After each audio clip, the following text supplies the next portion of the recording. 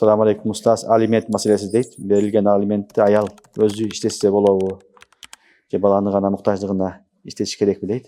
Баланын гана муктаждыгына иштетиш керек. Зарылчылык болсо, эне да колдонсо болот. Себеби бул балага берилген нерсе да, баланын нафакасы. Эгер энеге зарылчылык болуп аткан болсо, энеге да берсе болот. Негизинен балага бериш керек. Адам өлгөндөн кийин амалдар туурасында айтып бериңиз дейт. Адам өлгөндөн кийин жакшы амалдарды кылып бүт бардыгын багыштай бериш керек. Исалы савап деген ошол савап жеткизүү деген сөз. Жакшы амалдарды бүт баарын кылып, ошолордун соогуну Алла Таалага багыштап жеткизе бериш керек. Түшүнүктүбү?